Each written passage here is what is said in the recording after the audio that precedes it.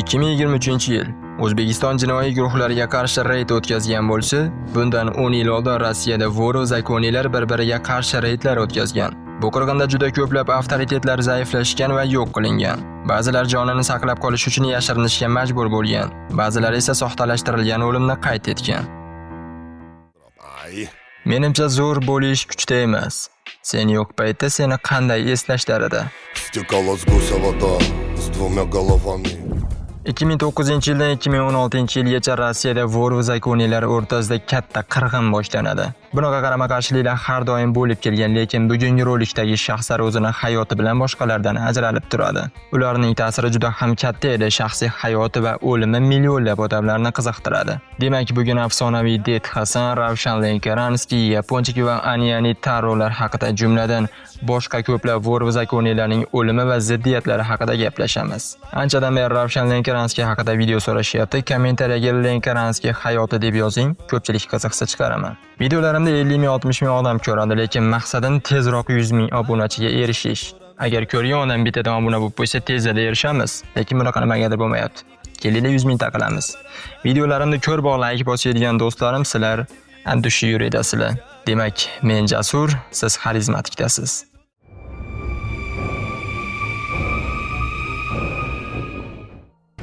Tagiyev Ulfat Ismoilovli, voro zakoni, laqabi Rufo Ganjinskiy. Bu uning bolaligi. Bu esa hamkasblari bilan Turkiyada tushgan surati. Va bu Ulfat Tagiyevning so'roq olinayotgan video yozuvi. U 2012-yilda hibsga olingan edi. Ommaviy axborot vositalari xabarlariga ko'ra, u qandaydir biznesmenning o'ldirilishida gumon qilinib qo'lga olingan. Знаешь, я вор. Что ты? Вор. Ну как вор тебя зовут? Ульфат так и зовут? Вор Ульфат? Руфо. Как? Руфо. Руфо? Да, Руфо Ганджинс. 2013-yil gazetalarda sensatsion sarlavha bilan maqolalar chiqqan edi. Maqolada Ulfat Tagiyev so'nggi yillardagi eng shov-shuvli qotillikka aloqadorligini tan oldi. Bu Det Hasanning otib o'ldirilishi deyilgan edi. Tergov qo'mitasidagi manbalarga ko'ra, aynan Rufo Ganjinskiy bu buyurtma bajarilishini nazorat qilgan va operatsiyada tafsilotlarni ishlab chiqqan. Jumladan Det Hasan o'ldirilgandan keyin qotilning qochish yo'lini ham u rejalashtirgan. Killerlarga rahbarlik qilgan, klan tomonidan kuch ishlatish operatsiyasini boshqargan. Qotillik buyurtmachilarining ismlarini Rufo Ganjinskiy ochiqlamadi. Ma'lumki, Tagiyev ta'sirli ozarbayjonlik voro zakoni Ravshan Janiyev laqabi Ravshan Lenkaranskiy klaniga mansub edi. Mana ular birga tushgan surat. Agar Tagiyevning tan olganlari haqiqat bo'lsa, asosiy gumon Lenkaranskiyga tushadi. Lekin u haqiqatan ham Det Hasan qotilligini buyurtirganmi? Agar shunday bo'lsa, bu jinoyatning motivlari qanday? O'sha paytda Ravshan Lenkaranskiy Rossiyada emas edi. Rossiya jinoyat olami vakillarining ketma-ket o'ldirilishini qanday tushunish mumkin? Eng muhimi, Det Hasan vafotidan so'ng jinoyat dunyosining yetakchisi o'rnini kim egallagan?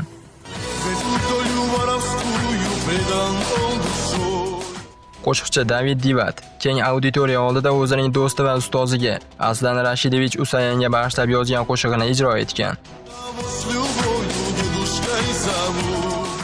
Tbilisida tug'ilgan kurd millatidan bo'lgan Aslan Usayan Sovet davridayoq jinoyat olamini o'ziga bo'ysundirishga muvaffaq bo'lgan. U 90-yillarda omon qoldi. Kriminal muhitdagi obro'sini yanada oshirdi va 2000-yillarda ham saqlab qoldi. U haqida qo'shiqlar kuylangan, afsonalar to'qilgan. David Divat shunday degan edi: "Men bu qo'shiqni yurakdan yozdim. U juda ham qiziqarli inson edi. Unga ko'pchilik quloq tutardi." Da, juda ham ko'pchilik.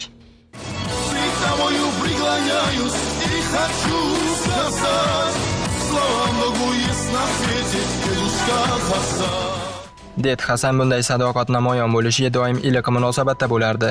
Mana u baliq ovlashda kimdandir to'st aytishni, keyin esa biror qo'shiq kuylashni so'rayapti. Самара городок. Должен пить один тост для братвы. Завели чего-нибудь. Ход грустный, ход веселый. Я в Тбилиси воровал немало. А в Батуми заложили годы. И теперь пищу тебе, родная. Ах, мама Джана, вот такая доля воровская. Vyacheslav Ivankov yaponchalik vafotidan keyin aynan Aslan Usayan Rossiyaning eng qudratli jinoyat yetakchisiga aylandi.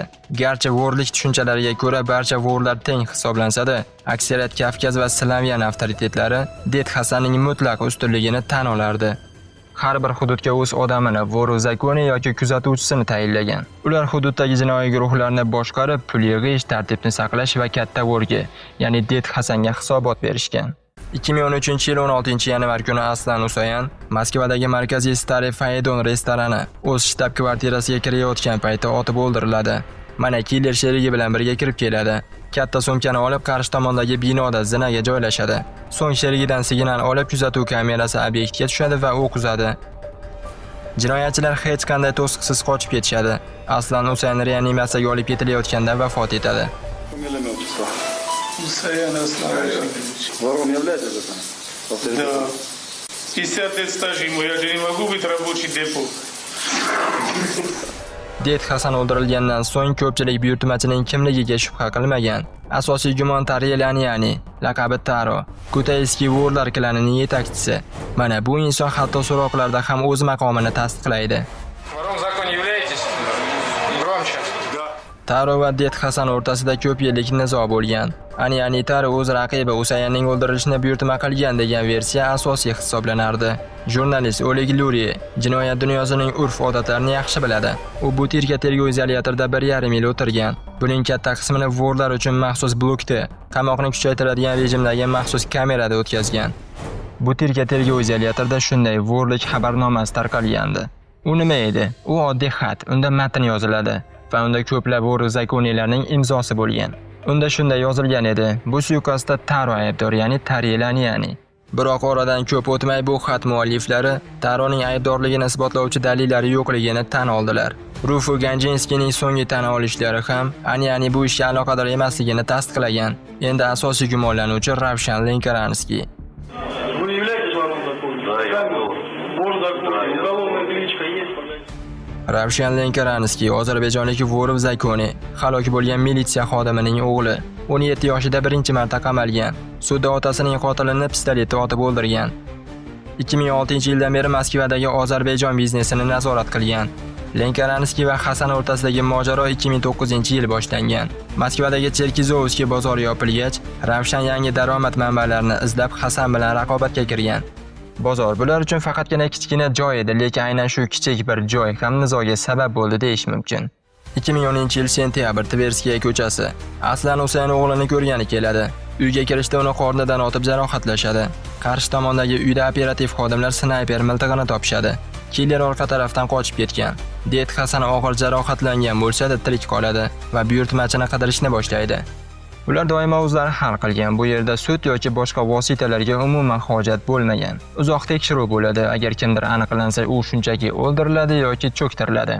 Jinoyat olamida tartib shunaqa. Bu noyob surat Maliyeva, Vorov zakoniylar taxtga ko'tarilish marosimi. 2012-yil yanvarda yozilgan.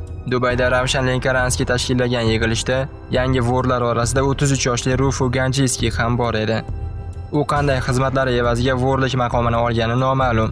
Ammo bu voqea Donobash laqabli Ilgar Jabrailov, Det Hasanning eng yaqin tarafdori o'ldirilgandan ko'p o'tmay sodir bo'lgan.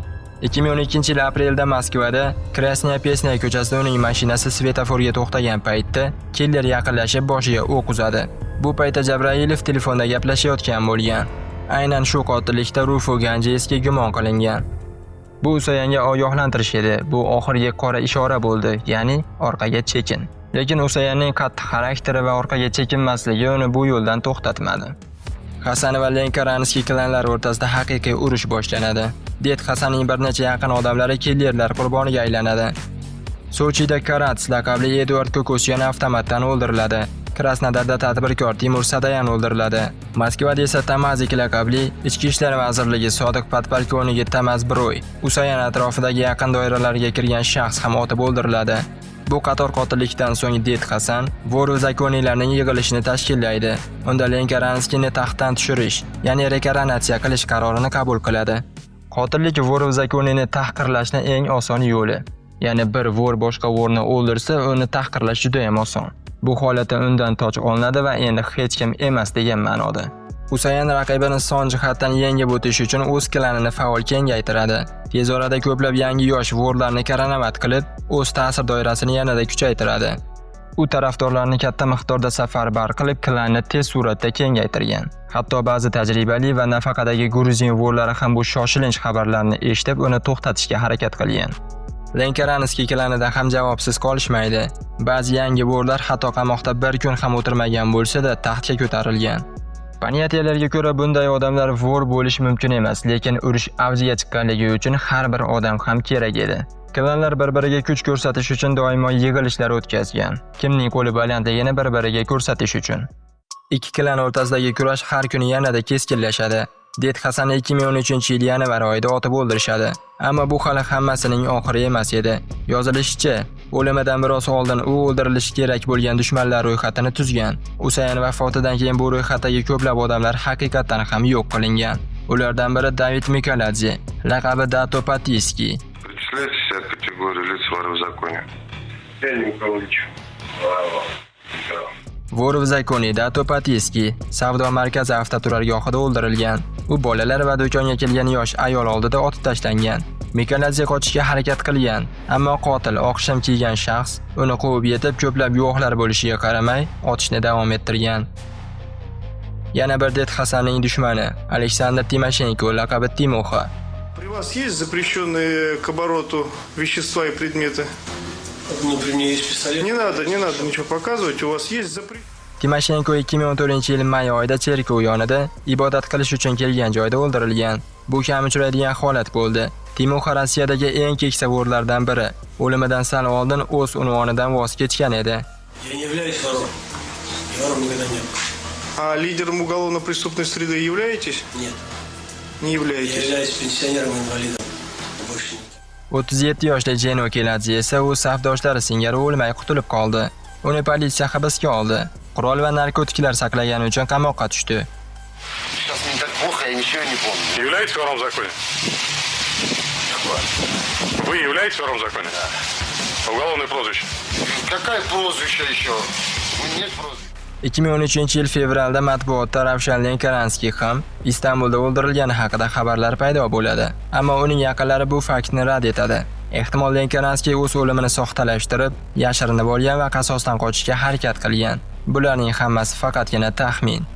Aytgancha, Rufu Ganjevskiy bilan ham shunga o'xshash voqea yuz berdi. Gazetalarda uni o'ldirishgani va jasadini noma'lum yo'nalishda olib ketilgani haqida xabarlar paydo bo'ldi. Hamma uni o'ldi deb o'ylagan paytda Rufu Moskvada yashashda davom etdi. Soxta pasport bilan yurib nisbatan xavfsizlikda bo'lgan. Ta'qiblardan qutulib yurgan. 2014-yil hibsga olinguncha.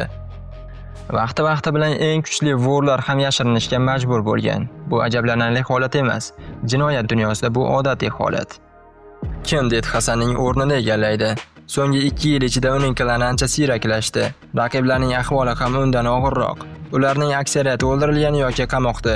Politsiya muntazam ravishda vor va zakoniylarning yig'inlarini tarqatib yubormoqda va obro'li jinoyatchilar hibsga olinmoqda.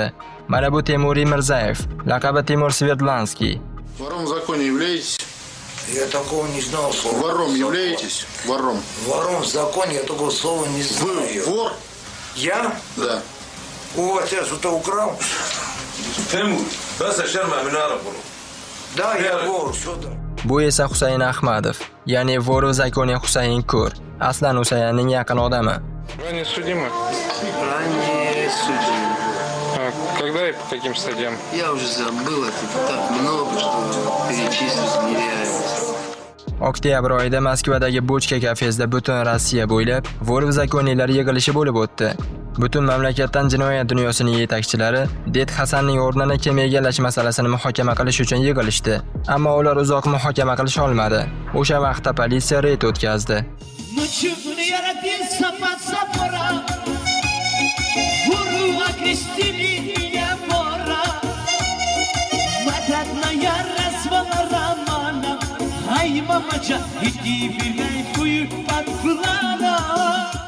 O'sha yig'ilishda nimalar haqida kelishib olishgani noma'lum, lekin fakt shuki, o'sha yig'ilishdan 20 kun o'tib Rossiyaga Zaxariy Kalashev qaytib keldi, laqabi Shakro Maladoy. Bu albatta katta obro'li odam. Ha, u nihoyatda katta ta'sir kuchiga ega bo'lgan. Bu gaplarni uning shaxsiy advokati tasdiqlagan. Zaxariy Knyazevich Galashev, ya'ni Shakro Maladoy, Tbilisida tug'ilgan, millati kurd, xuddi Det Hasan kabi. 1971-yilda vorov zakoni sifatida taxtga ko'tarilgan, 3 marta sudlangan, jumladan narkotiklar uchun ham. Я не знаю, что это. Это вы лучше знаете. Я должен вас спросить. Я вас спросить, что это. Shakro hech qachon ikkinchi darajali rol o'ynamagan. Det Hasan Yaponchiki va Ravshan Lenkaranskiydan kam nufuzli bo'lmagan. U hech qachon o'zini reklama qilish uchun o'rtaga chiqmagan, balki shuning uchun ham siz buni tanimassiz.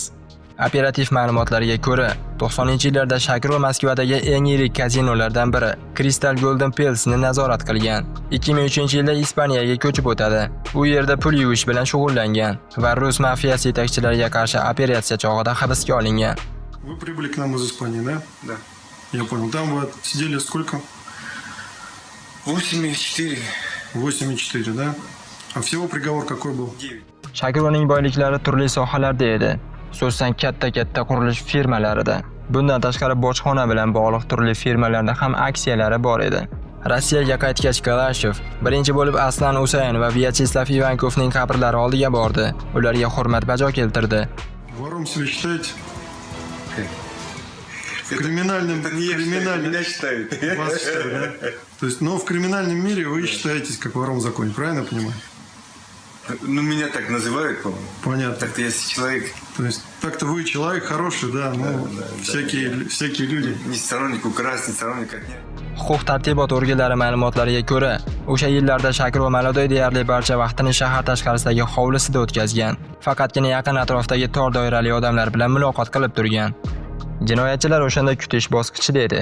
Hammada bir savol: Shakro endi qanday qadam qo'yadi? Unga atigi 2-3 qadam yetarli edi va ko'pchilik uni orqasidan ergashadi. Ayrim manbalarga ko'ra, o'sha vaqtda Galashev eng yirik vorov zakoniylar yig'ilishini o'tkazishni rejalashtirgan edi. Bu yig'ilishda barcha savollarga yakuniy nuqta qo'yilishi kutilgan. Mashhur qo'shiqchi David Divat ham zamon bilan ham nafas bo'ldi. U allaqachon Shakro Maladoyga bag'ishlab yangi qo'shiq aytdi.